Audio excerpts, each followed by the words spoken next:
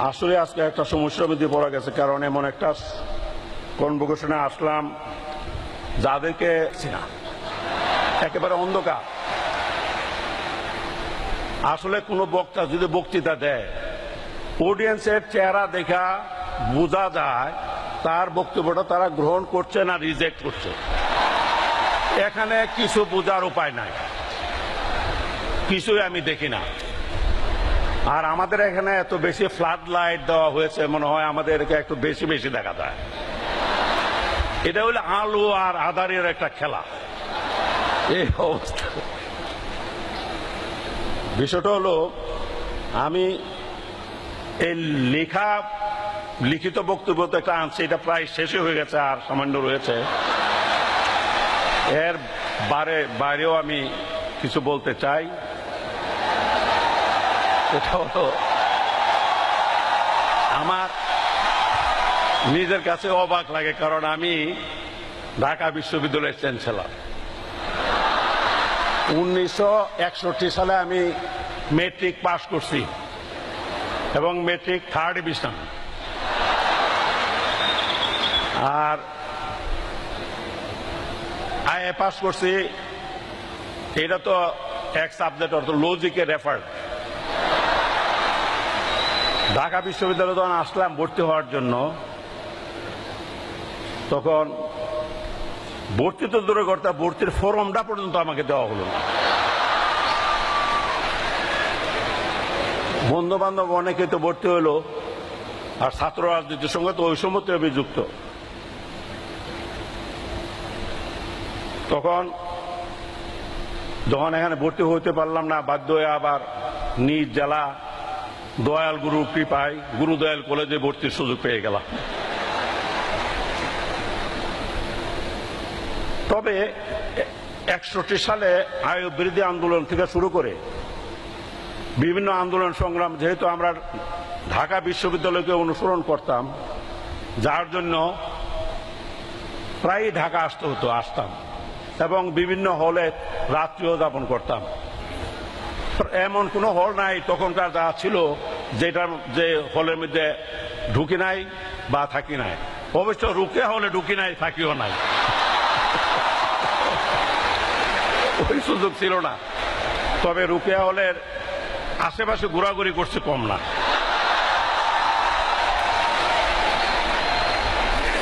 বন্ধু বান্ধব যারা ইউনিভার্সিটিতে পড়ে, তারা তো তখন গল্প করে যে মানে কনভোকেশন, এই কনভোকেশনে তারা যে কনভোকেশন ক্যাপ এবং গাউন এগুলি।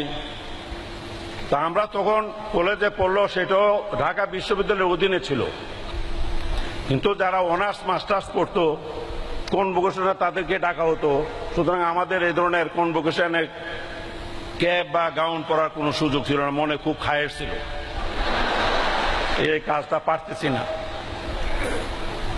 কিন্তু আল্লাহর কি লীলা খেলা বুঝলাম না, যে ইউনিভার্সিটিতে আমি ভর্তি হইতে পারলাম না, সেই ইউনিভার্সিটিতে আমি চ্যান্সেলর হয়ে আসছি।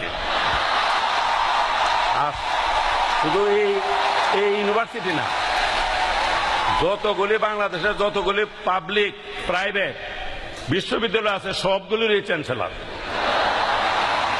এই চ্যান্সেলর হিসাবে প্রায় জায়গাতে আমার সমাবর্তনে যেতে হয়। এখন এই 1.5-2 ঘন্টা 2.5 ঘন্টা এই ক্যাপ আর সিনথেটিক কাপড়ের গাউন লাগায় পয়সা থাকা বড় কঠিন।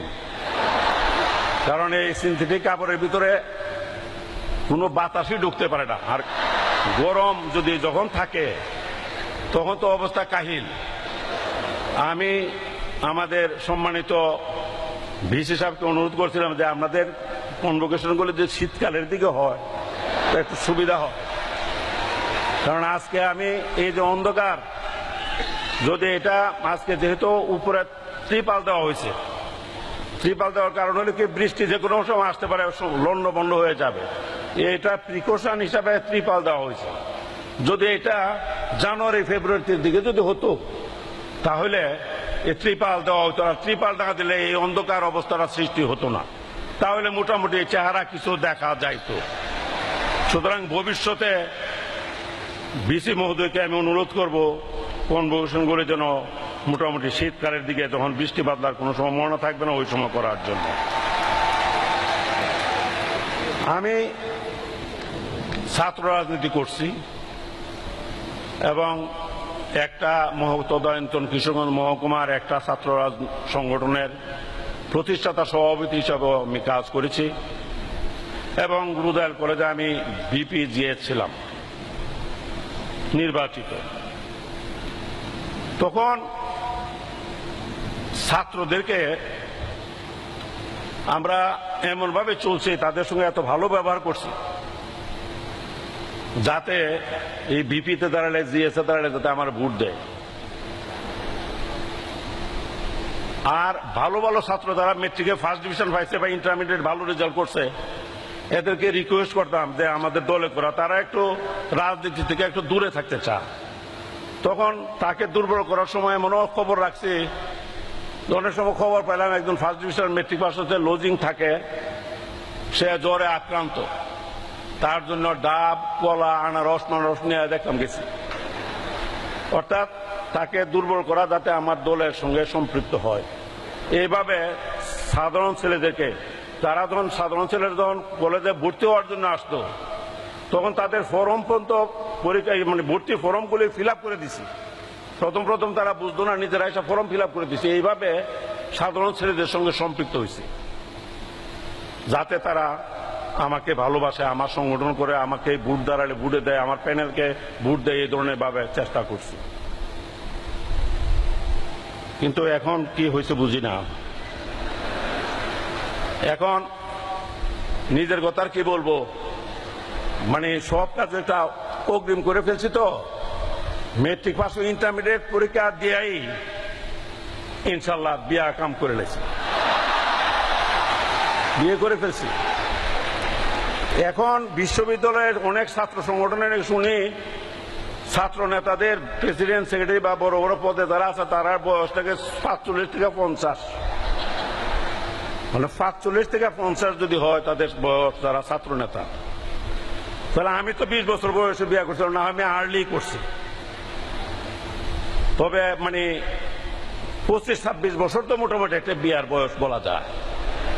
তো 25 বছর বয়সে যদি একটা লোক বিয়া করে তো 50 বছর হলে তো তার একটা ছেলে, 21-22 বছর একটা ছেলে তারই থাকবে, ওই ছেলেই তো ইউনিভার্সিটিতে পড়ার কথা।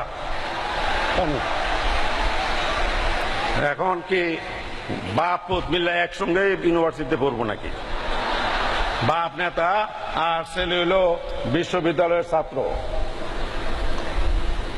এটা তো হতে পারে না।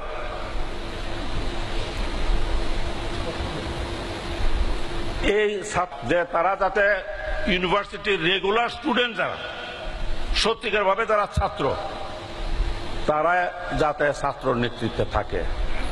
আর 45-50 বছর বয়সের একটা ব্যক্তি যদি এখানে ছাত্র সংগঠনের নেতৃত্ব দেয় তাহলে এই ইউনিভার্সিটির 20, 22, 23, 24 বছরের ছেলে মেয়েরা যারা আছে তাদের সঙ্গে তাদের অ্যাডজাস্টমেন্টটা কি করে হতে পারে, এটা তো আমি বুঝি না। সুতরাং ঢাকা ইউনিভার্সিটির যে ডাকসু নির্বাচন ইজ এ মাস্ট, এই ডাকসু নির্বাচন করা দরকার। ডাকসু নির্বাচন যদি না হয় তাহলে মানে ভবিষ্যৎ নেতৃত্ব এই দেশের জন্য একটা শূন্যতার সৃষ্টি হয়ে যাবে। অবশ্য কেউ কেউ এই কথা বলতে পারেন যে 20-25 বছর বিয়া না করে, যেমন আমাদের এই 2 বছর আগে আমাদের মাননীয় রেলমন্ত্রী বিয়া করছে 65 বছর বয়সে। আবার কেউ যদি ওই এক্সাম্পল দেয় যে রেলমন্ত্রী তো 65 বছর বয়সে বিয়া করছে, এটাও ঠিক, এইটা খুবই রেয়ার কেস। এখন সবকিছু সময়টা সময়ে ভালো, অসময়ে কোনো জিনিসই ভালো হতে পারে না। এমনকি আমাদের যে মৌসুমী ফল, যেমন আমাদের এখানে বলে যে 12 মায়া কাঁঠাল, এটাও আছে, কিন্তু এই বৈশাখ জ্যৈষ্ঠ আষাঢ় মাসের যে কাঁঠাল, এই কাঁঠাল যে মজা লাগে, কার্তিক মাস অগ্রহায়ণ মাস আশ্বিন মাসের কাঁঠাল সে মজা লাগে না, এটাও মনে রাখতে হবে। সুতরাং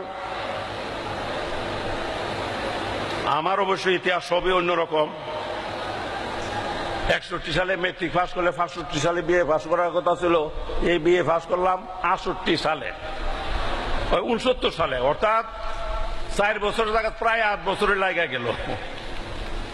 বলতে পারেন এত ছাত্র খারাপ ছিলাম এটা ঠিকই, পাশাপাশি শুধু ছাত্র খারাপ ছিলাম এই কথা বললো ঠিক হবে না, কারণ 2 বার পরীক্ষা দিতে পারি নাই, পরীক্ষার সময় জেলে বন্দি থাকতে হইয়াছে। এটারও একটা কাহিনী আছে। যখন নাকি বিএ পাস করতেই পারি না, তখন আত্মীয় স্বজন বন্ধু বান্ধব বাড়িতে গেল একই কথা, যে বিএ পাস কবে হইব, কি ব্যাপারটা বা এই উত্তর দিতে দিতে আর ভালো লাগে না। পরে একটা চিন্তা করে ভাবলাম যে তখন আইয়ুব খান মুনায়েম খার বিরুদ্ধে আন্দোলন করতেছি, আন্দোলন তুঙ্গে। পরে এক জনসভার মধ্যে, কিশোরগঞ্জে বিরাট জনসভা স্টেডিয়ামে, সেখানে বক্তৃতার মধ্যে ভাই সব ভাইয়ের আমার, যতদিন পর্যন্ত স্বৈরাচার আইয়ুব খান মুনায়েম খানকে উৎখাত করতে না পারবো, ততদিন পর্যন্ত আমি বিএ পাস করতে চাই না। প্রায় 70-80 হাজার জনতা ছিল মাঠের মধ্যে, সবাই করতালি দিল, জায়গা একটা সার্টিফিকেট পেয়ে গেলাম। এরপরে আমার আর কেউ বিএ পাস কবে হইব না এই তা নিয়ে আর কেউ কথা বলে নাই। এই একটা অবস্থার মধ্যে আজকে একটু আমার গলাটা বসে গেছে গেলাম, নাহলে আর কথাবার্তা আরো অনেক কিছু বলতাম। যাই হোক, আর কথা বাড়াতে চাই না। আপনারা ভবিষ্যতে যদি আপনাদের এখানে আসার সুযোগ সৌভাগ্য হয়, তাহলে কথা আসলে লিখিত বক্তব্য যারা ভালো ভালো কথা লিখছি, কষ্ট করে লিখছি, আমার অফিসের কর্মকর্তারাও আমাকে সহযোগিতা করছে, কিন্তু এই মনের কথা সবকিছু লেখা বড় কঠিন। আগে তো যাও আমরা মোটামুটি প্রেমপত্র লিখতাম, তখন বিভিন্ন বই থেকে বিভিন্ন কোটেশন টোটেশন দেখে ভালো করে একটা প্রেমের পত্র লিখতাম। আর এখন প্রেমপত্র লেখা বন্ধ হয়ে গেছে, কারণ এখন সব মেসেজ, মানে যে মেসেজ যে পাঠায় দিয়ে ওই সব কথা শেষ। আমার মনে হয় যে মুহূর্তে আর প্রেমপত্র লেখাও কিন্তু একটা সাহিত্য, একটা আর্ট ছিল, এটা গেছে। যাই হোক, আমি শেষ করে ফেলতেছি। প্রিয় গ্রাজুয়েটগণ, তোমাদের আজকের এই অবস্থানে পৌঁছানোর পেছনে রয়েছে তোমাদের শ্রদ্ধেয় পিতামাতা, শিক্ষক মন্ডলী সহ সমাজ, দেশ ও জনগণের বিপুল অবদান। তোমরা তাদের কাছে ঋণী। তোমরা সমাজ ও জনগণের প্রতি দায়বদ্ধ থেকে তোমাদের মেধা, প্রজ্ঞা ও কর্ম দিয়ে জাতির আশা আকাঙ্ক্ষা পূরণে অগ্রণী ভূমিকা পালন করবে। সব সময় নৈতিক মূল্যবোধ, বিবেক ও দেশপ্রেম জাগ্রত রাখবে। কখনো অন্যায় ও অসত্যের কাছে মাথা নত করবে না। তরুণরাই জাতির কর্ণধার, ভবিষ্যতে তারাই দেশ পরিচালনা করবে। আজকের প্রতিযোগিতামূলক বিশ্বে টিকে থাকতে হলে জ্ঞান বিজ্ঞানের প্রতিটি ক্ষেত্রে নিজেকে অধিক যোগ্য করে গড়ে তুলতে হবে। প্রতিদ্বন্দ্বিতা মোকাবেলায় সবসময় সাহসী ও উদ্যোগী হতে হবে। তোমাদের সঠিক নেতৃত্বে দেশ হবে সমৃদ্ধ, উন্নত। জাতি তোমাদের দিকে তাকিয়ে আছে। মনে রাখতে হবে নিজেদের আত্মপরিচয়ের কথা, মাতৃতুল্য এই বিশ্ববিদ্যালয়ের কথা, অনেক রক্তের বিনিময়ে অর্জিত স্বাধীনতা, আমাদের প্রিয় দেশটির কথা। বললে চলবে না, তোমাদের সামান্যতম নেতিবাচক কর্মকাণ্ড আমাদের বিশাল অর্জনকে ম্লান করে দিতে পারে।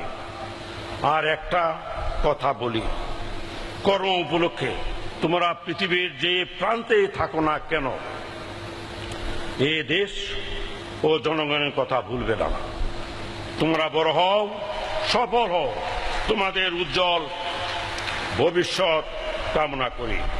পরিশেষে সবাইকে আবারও ধন্যবাদ ও শুভকামনা জানিয়ে আমার বক্তব্য শেষ করছি। আপনারা সবাই ভালো থাকুন, সুস্থ থাকুন। খুদা হাফেজ। বাংলাদেশ চিরজীবী হোক। আসসালামু আলাইকুম।